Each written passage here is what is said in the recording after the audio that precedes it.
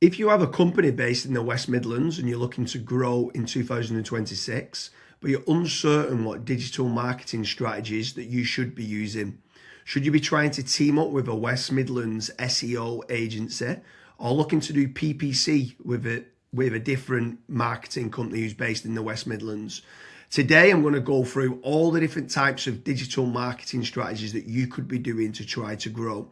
But before spending a single penny, Kazra, what bit of information would you give to a business owner who's based in the West Midlands?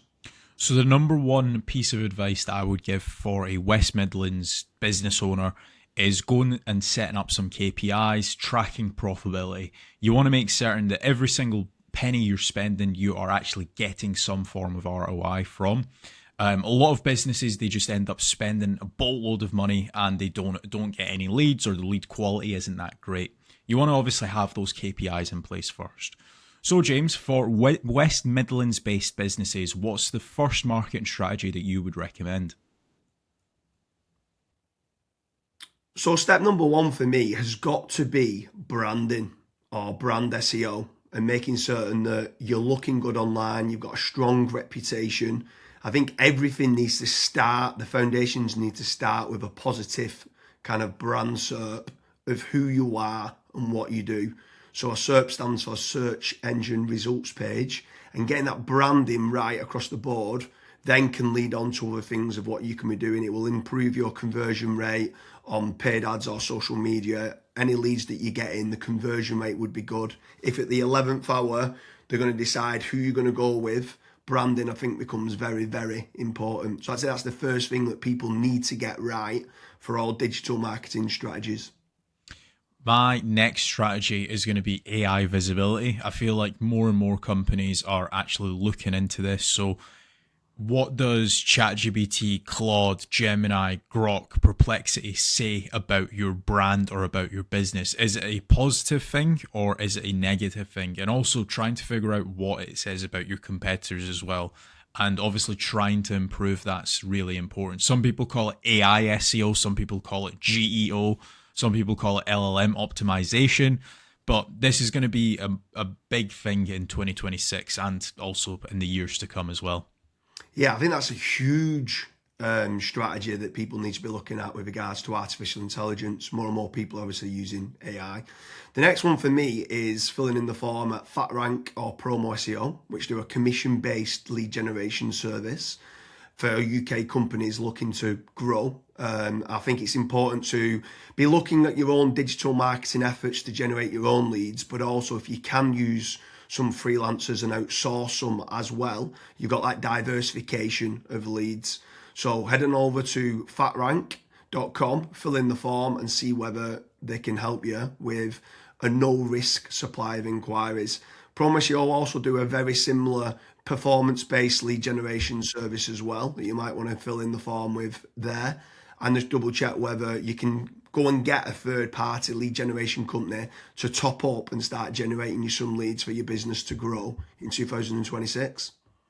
Yeah, and then next on the list is Google Business Profiles, so Google Map listings. This is like local SEO where you basically just try and get more reviews. You build out your Google Business Profile in your local area. Now, there's pros and cons to this. I think the biggest pro is that once it is actually ranking, you're going to be consistently generating leads. However, to get from nowhere, like let's say you do not have a Google Maps listing at all, to get it ranking to position number one, the issue you've got with that is there might be, let's say, a 60 or 100 review deficit. And to obviously get those reviews, you need leads. So it's one of those things. It's like the chicken and the egg. I for one just think it's good for personal branding or for branding of your company. So always try and get the Google Maps listing, but you should always know the pros and cons to it as well. Yeah, for certain. If you're in a local area, you want to try and get those local maps listing. For me, you need to be omni-channel and omnipresent. Yeah. I think the next part is SEO in general, so organic SEO. Can you be building up your website to try and get your website ranking better? If you are in local area, you might want to do your service with the area of where you cover. So like plumbing in Manchester, create a page for that. Hopefully then share that on the Google business profile of what you mentioned. but trying to get organic rankings, the amount of search volume that people are out there searching for different services of what you do, or it could be some blog posts that you could be doing as well. There's different strategies on there that you can be doing, but ideally you want good quality content, build up topical authority, and try and get some third-party backlinks to power up the site to get those organic SEO rankings. I think that's another big part that you need to be doing as part of your digital marketing strategies in 2026. Yeah, and then the next one, which kind of ties back to what you were saying before, James, is obviously organic social media. Now, organic social media, I think it's more of a numbers game. So try to create good content that your audience would actually view. Like I see this time and time again where I look at brands and they've just published maybe 4 or 5 posts on their Instagram profile and they've not been active for 3 years, right? That's not going to drive you sales. But if you can do how-tos, if you can do guides, maybe you can do before and afters, right? If you can do content like that, that way people will see you on socials and they will actually click to actually figure out more about you, fill in the contact form. The caveat to organic social media, yes, it's free to do. It's not like PPC, for example, but it is very much a numbers game. So you want to be consistently uploading, maybe not every day, but at least 3 or 4 times a week. Yeah, for sure. On the subject of social media, paid social ads as well is massive. I'm a massive advocate of the kind of the dollar a day strategy of what people talk about. So if you are going to be taking the time to be posting every day, like you mentioned there, for organic social media, just spending a few pounds on those posts and boosting it. So getting case studies, any awards that you've won as well for reputation, and starting boosting that. You can also be running retargeting ads. So if anyone's clicked through to your website, you can be running retargeting, which is paid social as well. Different places like Meta, so whether that's Facebook and Instagram, you've got Twitter, you've got YouTube, you can be running Pinterest, you can even run in places like Reddit as well for paid ads. And I think paid social media is still an untapped market for digital marketing strategies. Yeah.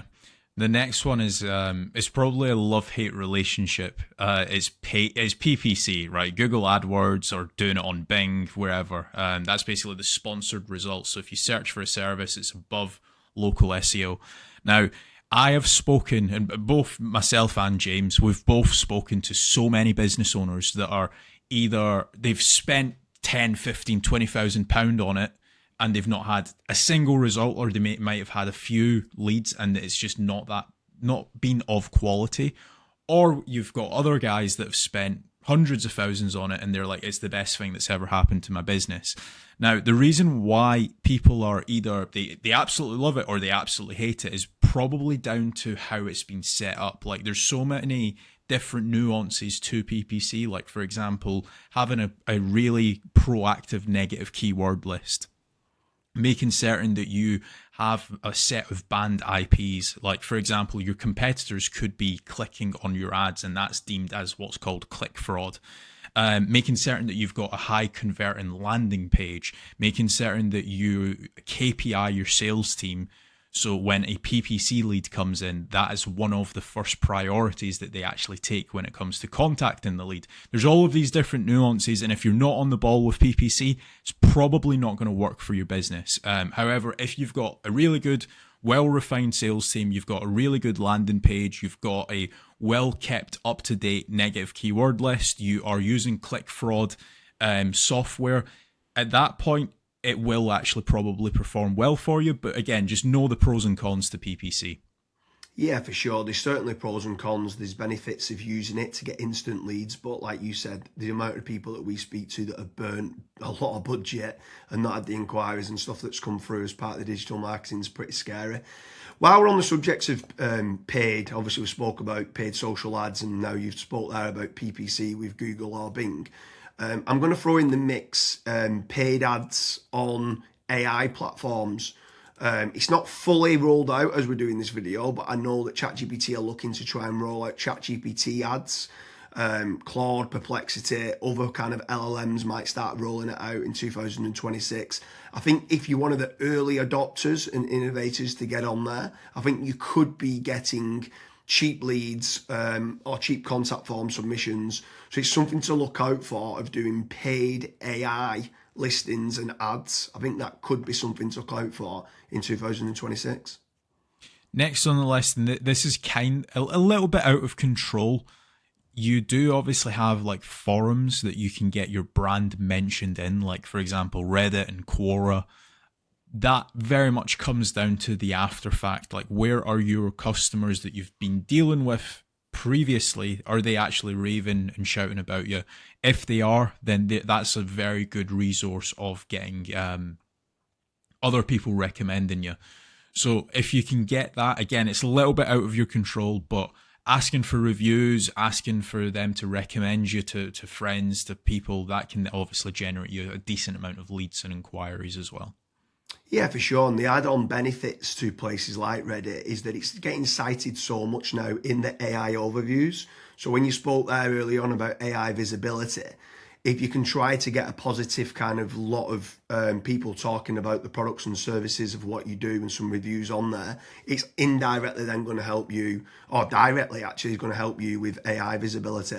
And then the last one for me is tradesman websites, so like Check a Trade, Bark, or teaming up with a third-party lead generation company. Something I would say with all of these practices, Kazra touched on earlier about making certain that you understand your KPIs and your ROAS, return on ad spend. I think it's very important for business owners that are doing any sort of digital marketing to be tracking how much time and effort's being put into, let's say, running organic social media or running paid ads. Everything should have KPIs put in place. And this is exactly the same then with tradesman websites like Check a Trade, Bark, Rated People, My Builder. These could all be amazing platforms to generate leads that could get you a positive return on investment. And if you do, you should continue to be using those platforms. There's certain lead generation companies out there as well that could generate you quite a lot of leads. They could be using organic SEO or PPC or social media ads to generate you those leads. But if they are getting you a positive return on investment, again, I'm all for it as part of your digital marketing strategies. But I just want to repeat one more time with regards to FatRank and Promo SEO. They do lead generation and they guarantee a return on investment. It's a commission-based lead generation service or performance-based lead generation service.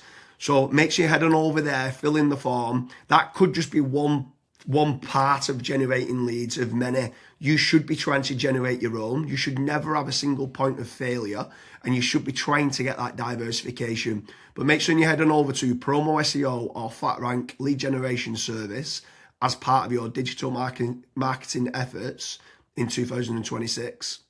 Thank you very much, Kazra.